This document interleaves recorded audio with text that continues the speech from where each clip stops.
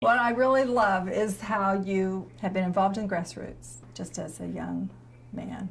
I love that. And then what I think is really important too is that you have shared those experiences with the kids that you teach Yes. at school, and you bring those kids out to forums and rallies, and you even accompanied them to Washington, D.C. I really like that you let other people experience life on your shoulders. I mean, it's important to be engaged and involved. If we can get these kids and we can get them excited about the process, or at least learning about the process and how this affects them, and they get registered and they get involved. I mean, we have 50 teenage Republicans as a part of our Sedgwick County Teenage Republicans.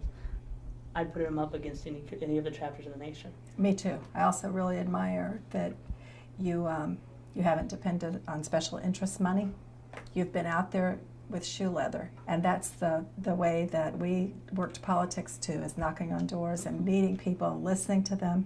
And when it was 110 Yes. this summer, Yes. you were faithfully out after work. You would go out every night and knock doors. I've enjoyed it. Over the last 10 months, I've been able to meet wonderful people across the district, people that would never, our paths would probably never cross, and meet them and talk to them, hear their story, or learn a little bit about them, and then get them involved. I mean, we've had several people that I've met just by knocking doors that are out now volunteering in the campaign, and that's exciting.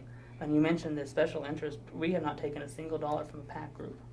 We have not taken anything from that. We've taken it, all our money's come from individuals. With a lot of small donors. A lot of small donors and people that are concerned about the process and making sure that we're electing solid leaders. And so I'll put the money that we've raised and the work that we've put into it up against anybody.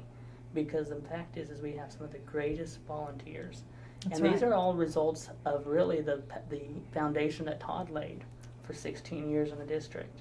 I mean, Todd built a grassroots level of enthusiasm in South Central Kansas that's unmatched. Well, thank you, Ben. You've always been his greatest fan.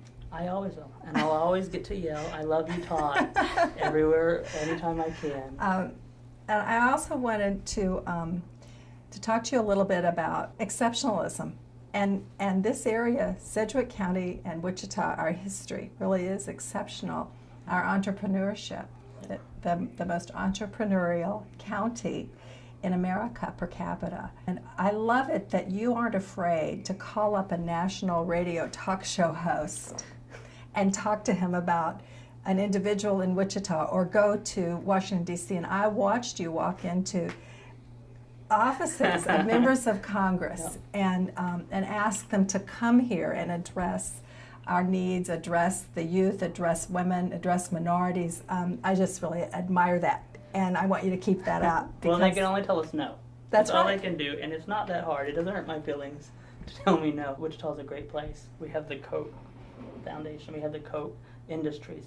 Entrepreneurship here. Yes. Pizza Hut started here out of Wichita. That's right. And we have so many great stories of the American dream being started and maintained and kept here.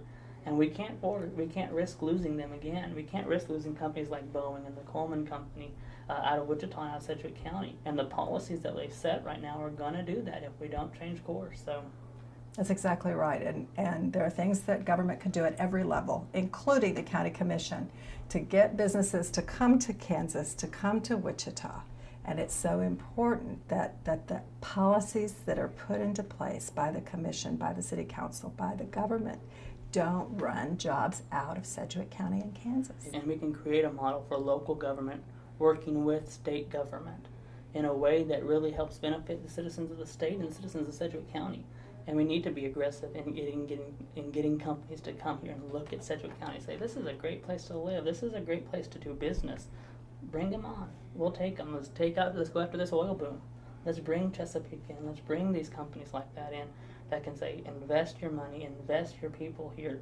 And we'll cut the regulations that are burdensome. We'll cut the taxes that are excessive. And we'll make it affordable for you to be here. You'll see our county grow. It's a simple trickle-down effect that does work. It's worked every single time, whether it's been Kennedy, a Democrat, or whether it's been Reagan, a Republican. Trickle-down, that mentality works. It's all about growth, and you get that. Yes, it is. And it's time. It is time. It's time for a change. It is. 12 years, that's a long time. And to ask for 4 more years of the same principles and philosophy that has led to a stunt in our growth in Sedgwick County. We can't afford that. Absolutely.